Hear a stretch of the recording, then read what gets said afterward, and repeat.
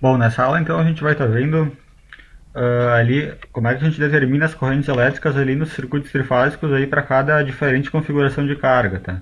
Então vamos começar com essa aqui, que é a configuração estrela-triângulo, tá? Basicamente essa configuração aqui a gente tem a fonte ligada em estrela e a carga ligada em triângulo. Então para mim obter a primeira forma de obter diretamente a corrente elétrica aqui é pegar a tensão de linha, tá? Aqui eu tenho as três tensões de fase representadas, mas eu pego a de linha e divido diretamente pela impedância Z delta, né? Que é a mesma impedância nas três fases, porque a gente está trabalhando com circuitos equilibrados. Então, divido VAB aqui, por exemplo, né? Pego essa tensão aqui e divido por essa impedância aqui, né? Entre o nó A e o B, encontro a corrente IAB. Então, IAB é dada por essa expressão.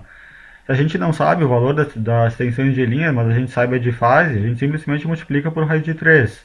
Então VP aqui, ou VAN, né, que é o módulo dessa tensão aqui da fase A, se eu pegar e multiplicar ela por raiz de 3, eu vou ter o módulo do VAB. E para mim saber a fase, basta a gente lembrar aqui do diagrama fasorial, né, que se eu estiver falando do VAB, e essa aqui foram as referências angulares iniciais adotadas, então o VAB ele vai ser fase 30, tá? Em relação à referência aqui que é o VAN, que é fase 0. Então o VAB vai ser VAN vezes raiz de 3, fase 30. O VCA vai ser, simplesmente vai ser o VCN vezes raiz de 3. E a fase aqui vai ser 150, né? Esse aqui é 120, que é o VCN, aqui vai ser 150. Esse aqui é menos 120, aqui vai ser, o VBC vai ser menos 90. Então é simplesmente tomar cuidado com essa questão dos 30 graus ali e dividir diretamente a tensão de linha pela impedância para estar encontrando as correntes de fase, tá? Ainda a gente não sabe as correntes de linha, mas a gente pode saber aqui as correntes de fase. Outra forma de conseguir essas correntes aqui é através da aplicação da lei de Kirchhoff aqui nessa malha. Então se eu fizer essa malha nesse sentido aqui, eu vou ter menos VAN mais o Z delta vezes o IAB mais o VBN, né? Então fechando essa malha aqui de cima, a gente pode também fazer a malha de baixo. Então aqui tá dando o exemplo do que eu acabei de falar.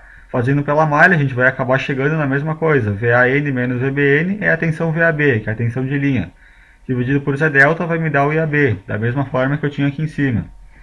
E agora para mim determinar as correntes de linha, que eu chamei de A, e B e C, depois que eu tenho essas correntes aqui, por exemplo, o meu IA, né, a minha corrente de linha da fase A, ela é quem? Ela é o IAB menos o ICA, é só aplicar a lei de Kirchhoff, né?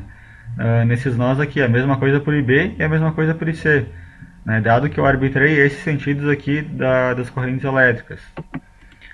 Para a conexão delta-delta, né, eu simplesmente pego aqui, ela é mais simples, porque aqui a carga aqui, ela está diretamente em paralelo aqui com a tensão VAB, né, da mesma forma que eu tinha aqui.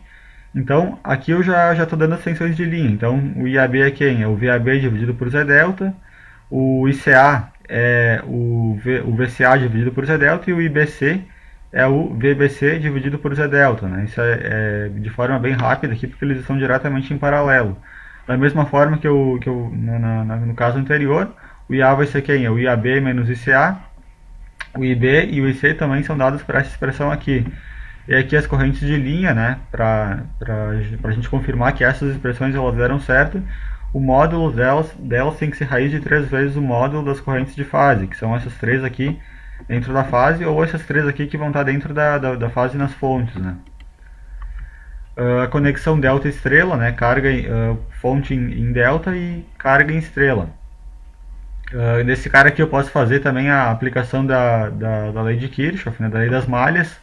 Então eu começo com menos VAB, mais o IA vezes o ZY, menos, né, porque eu estou indo contra aqui o sentido da corrente, o ZY vezes o IB, igualar isso a zero. Aí se eu isolar o termo aqui com a impedância, né, eu passo dessa equação aqui para de baixo e obtenho aqui a expressão para o IA menos IB igual a VP sobre ZY. Então dessa forma, sempre aplicando aqui a lei das malhas, eu posso resolver ali todos os casos. Agora para o sistema desequilibrado, tá? O sistema trifásico desequilibrado, ele vai ocorrer quando as tensões ou quando a carga for desequilibrada, ou seja, quando tiver impedâncias diferentes aqui nas fases ou quando as tensões aqui não forem tensões que de mesmo módulo ou defasadas a 120 graus. Mas o que mais acontece na prática é que tu vai ter sim as tensões equilibradas e as cargas elas vão ser desequilibradas. Então, esse sistema desequilibrados, assim, da mesma forma como a gente resolvia para os equilibrados, eles são resolvidos com a aplicação direta da análise das malhas, né, das leis de Kirchhoff. E se o sistema tiver condutor neutro, né, haverá corrente nele, assim como a gente viu lá nas primeiras aulas ali. E o cálculo da potência ele deve ser feito individualmente por fase e depois a gente soma, né? A gente soma todas as potências ativas que encontram por fase e as potências reativas. A única que a gente não pode somar, né, são as potências aparentes por fase. A gente vai descobrir uma potência aparente só, né, do sistema, que vai ser a partir das somas das potências ativas e das somas das potências reativas, né? Nunca somar a potência aparente por fase, né? Então isso é mais o que muda ali do circuito equilibrado para o desequilibrado, né? Antes no circuito equilibrado a gente calculava a potência para uma fase, sabia que era igual para as outras duas e não precisava calcular de novo, mas aqui nesse caso a gente tem que fazer o cálculo das potências individualmente por fase. Então aqui da mesma forma, né, como é que eu resolvo esse sistema aqui? Supondo que o ZA, o ZB e o ZC sejam diferentes, eu tenho um sistema desequilibrado, eu posso aplicar aqui, arbitrar duas correntes, né, para essas duas malhas aqui, que é a corrente 1 nesse sentido e a corrente 2 nesse sentido. Aplicando aqui a lei das malhas, eu obtenho essas duas equações aqui, né, que podem ser facilmente resolvidas aqui depois a partir do instante que eu sei, né, o valor das tensões aqui e o valor dessas impedâncias, eu descubro facilmente aqui as duas correntes aqui arbitrando a lei das malhas. A gente convencionou que o IB está nesse sentido aqui, então o IB ele vai ser simplesmente o I2 menos I1. Depois que eu descobri esses dois caras aqui, eu faço a soma fasorial, I2 menos I1 vai ser o meu IB. A corrente na fase A vai ser simplesmente o valor de I1, porque está no mesmo sentido, né? Ela estaria indo para lá. E na fase C, a corrente C ela seria menos o I2, né? Então eu pego o I2, boto um sinal de negativo, né? O que equivale a rotacionar ele 180 graus é o valor do IC, porque a gente convenciona que as três correntes elas estão entrando aqui, né? Então como o I2 está no sentido contrário, eu faço que o meu IC aqui é simplesmente igual a menos I2. Quando eu tenho casos aqui onde eu tenho, por exemplo, duas cargas em paralelo, e aqui eu coloquei duas cargas, uma em estrela e uma em triângulo, para a gente diversificar mais, né? Como é que a gente pode resolver um sistema assim, tá? Em vez de fazer direto o paralelo dessas cargas aqui, a gente pode simplesmente resolver esses sistemas resolvendo com uma carga por vez. Então a gente começa resolvendo para essa carga, finge que essa aqui não existe, né? Faz só para essa carga, descobre as correntes que ela vai estar consumindo. Depois esquece essa carga e faz o sistema trifásico só para essa carga aqui, né? Para a gente saber a corrente total que está saindo da fonte, a gente simplesmente soma as correntes que estavam vindo para essa carga aqui, que a gente obteve para essa aqui, com as correntes obtidas dessa carga aqui. Só que aqui nesse caso tem que cuidar que aqui eu vou ter a corrente de linha diferente da corrente de fase, né? E aqui a corrente de linha é igual a de fase. Então eu somo a corrente de linha obtida dessa carga aqui com a corrente de linha obtida dessa impedância aqui para saber a total que vem aqui da fonte, né?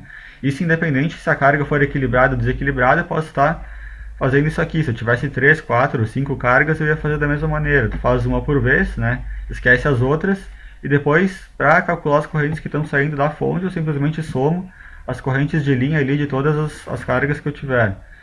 Então, uma outra representação para esse sistema aqui seria a representação unifilar, né? Que é muito comum ali no âmbito do sistema elétrico de potência, né? A gente fazer representações unifilares, principalmente em circuitos que são equilibrados, tá? Porque se tu tem a corrente para uma fase, tu sabe a corrente para todas as três fases. Então, para sistemas equilibrados, a gente pode fazer a representação unifilar. Então, esse sistema aqui, ele equivale a esse daqui, né? Eu tenho a fonte G1, que é essa parte aqui, que é o gerador. Aí, para mim representar duas cargas em paralelo, eu desenho um barramento e todas as cargas que estiverem ligadas nesse barramento aqui, barramento 1, dessa forma aqui elas vão estar em paralelo, assim como a carga 1 e a 2 estão em paralelo aqui. Então carga 1, ligação delta, essa carga aqui, carga 2, ligação em Y, que é essa carga aqui. Então vamos exercitar agora, né, fazer um último exemplo aqui. Então a figura aqui ela mostra o diagrama unifilar de um pequeno sistema de distribuição, 480 volts, né, tensão de linha, né, porque ele não fala se é de fase ou de linha, a gente considera que é tensão de linha.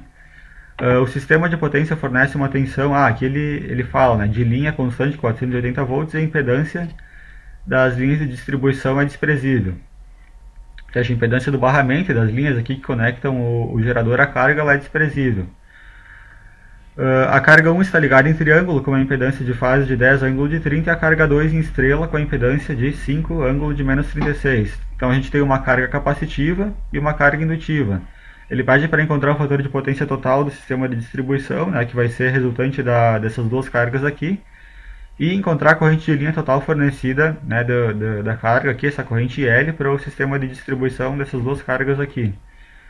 Então, para solucionar, a gente assume que as linhas desse sistema não têm impedância, como a gente viu no exercício, de modo que não haverá queda de tensão dentro do sistema, assim como no exercício da aula passada tinha, né? Então, esse aqui a gente está desconsiderando. Como a carga 1 está ligada em triângulo, então a sua tensão de fase será 480 volts. Como a carga 2 está ligada em estrela, a sua tensão de fase é 480, que é do barramento, dividido por raiz de 3, vai ser 277, né? Isso aqui também é importante não se confundir, né? Então é importante saber como que a carga está ligada para saber que tensão que ela vai estar recebendo. A corrente de fase na carga 1 é simplesmente 480 dividido por 10, tá? Que é o módulo da impedância da carga 1, e 48 amperes. Portanto, as potências ativas e reativas da carga 1 elas vão ser dadas por essa expressão aqui. Assim como a gente já deduziu ali na aula passada, a expressão em função das grandezas de fase, né, que a gente está tendo aqui. Mas se a gente quisesse também em grandezas de linha, também poderia estar representando também, né, em grandezas de linha.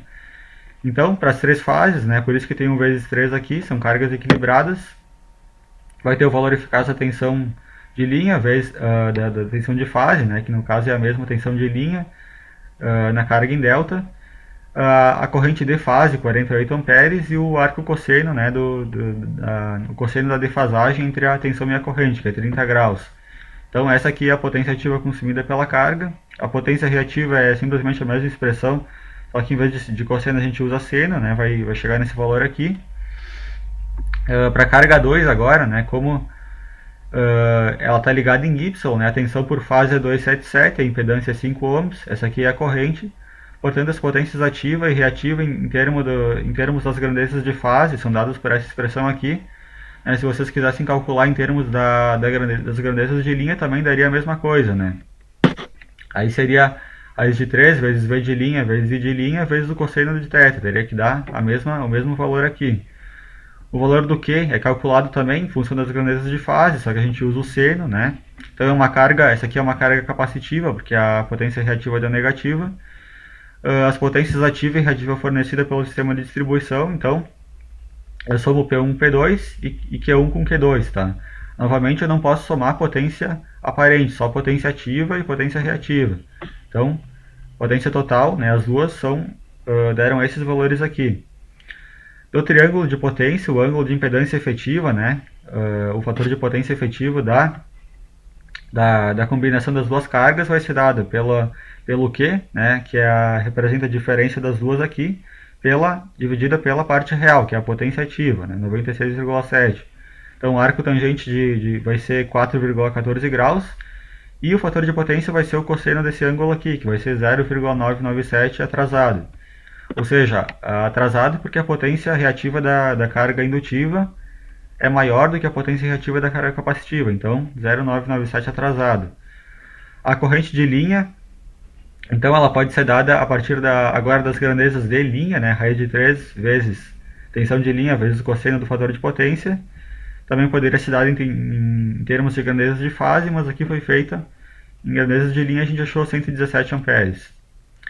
Bom, então a princípio era isso, tá? Das aulas de circuito trifásico, talvez futuramente eu faça mais algumas coisas ali, mais algumas aulas em relação a esse assunto, mas por enquanto é isso.